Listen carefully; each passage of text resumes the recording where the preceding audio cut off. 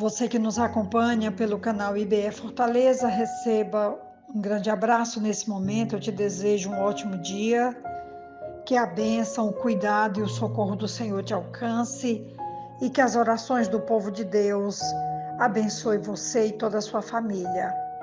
Como eu tenho falado, a Bíblia fala muito sobre oração e hoje nós vamos ver a oração na vida de Paulo, no seu ministério. Sabemos que Paulo orou, clamou, intercedeu pelas igrejas por onde ele passou, as que ele organizou.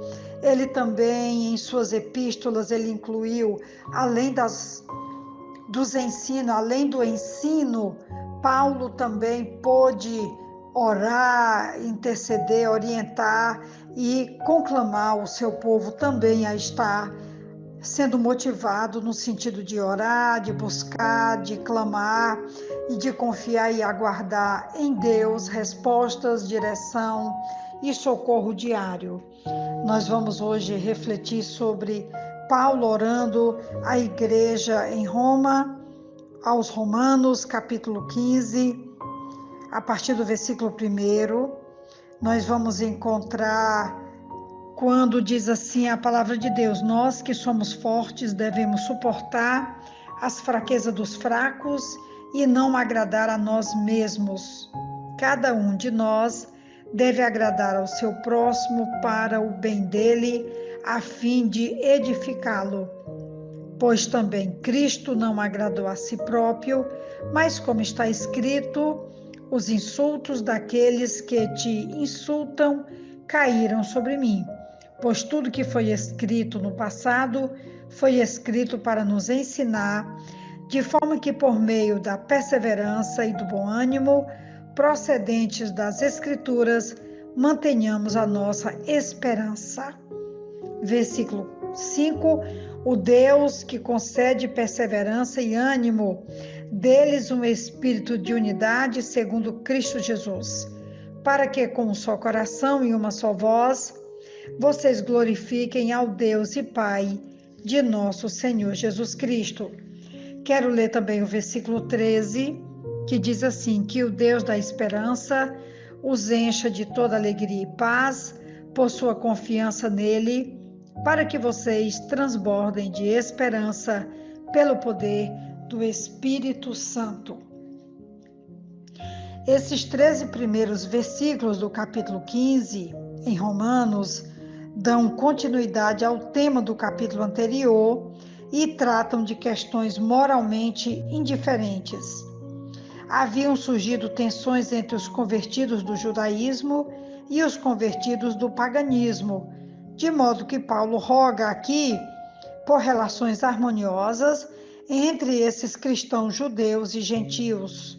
Os fortes, isto é, os que têm plena liberdade acerca das coisas moralmente indiferentes, não devem agradar a si mesmos, insistindo em seus direitos de forma egoísta.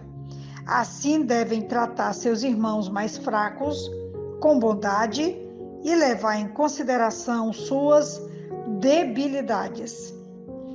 Versículo 2, aqui o princípio é: não vivam para agradar a si mesmos, vivam para agradar ao próximo no que é bom para a edificação dele. Essa é a abordagem cristã. Quero chamar aqui a atenção sobre os versículos 5, 6 e o versículo 13, exatamente porque é onde figura as orações que Paulo faz nesses 13 versículos.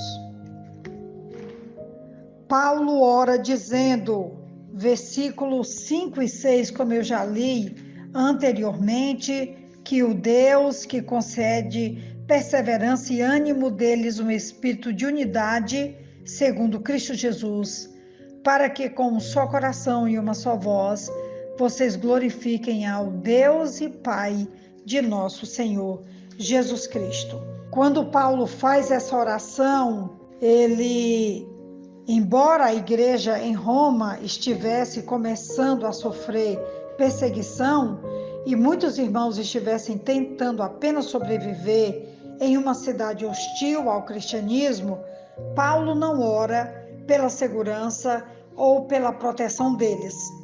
Essa seria a primeira coisa que muitos de nós pensaríamos em orar hoje. Em vez disso, na sua primeira oração, ou seja, versículos 5 e 6, Paulo ora pela unidade dos irmãos. E na segunda, que está exatamente no versículo 13, que o Deus da esperança os encha de toda alegria e paz por sua confiança nele, para que vocês transbordem de esperança pelo poder do Espírito Santo. Na segunda oração, ele ora pela alegria e paz. Por quê? Porque Paulo acredita que tanto a unidade quanto a esperança seriam decisivos para o fortalecimento do testemunho da igreja na cidade. Paulo sabia que quando os estrangeiros vissem a unidade da igreja, eles seriam atraídos a Cristo. Na segunda oração, do versículo 13, Paulo ora por alegria e paz no meio do tumulto de suas vidas, para que transbordassem de esperança. Pessoas que têm esperança em tempos difíceis são muito atraentes para aqueles que perderam sua esperança. Quando um crente passa por uma situação muito difícil, sem perder a esperança e até mesmo com um sentimento de alegria, as pessoas se perguntam como elas conseguem proceder desta maneira. E isso permite ao cristão compartilhar a sua fé e também atrair as pessoas tanto para Cristo como também para a mensagem libertadora e transformadora, restauradora que o Evangelho tem para a humanidade.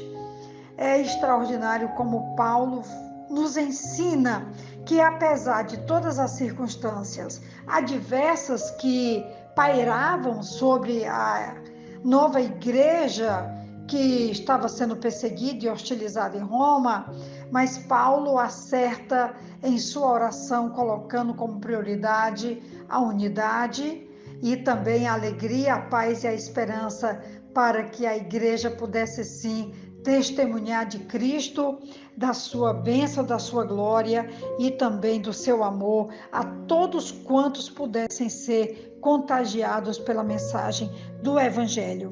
Quero ainda ressaltar aqui no versículo 13, Paulo termina essa sessão com uma bênção na qual ele pede que o Deus que dá esperança, por meio da graça, encha os santos de toda a alegria, de toda a paz ao crerem nele. Talvez o apóstolo estivesse pensando especificamente nos cristãos gentios, mas essa oração é apropriada para todos os santos. Sem dúvida, os que são ricos de esperança no poder do Espírito Santo não têm tempo para se desentender acerca de questões não essenciais.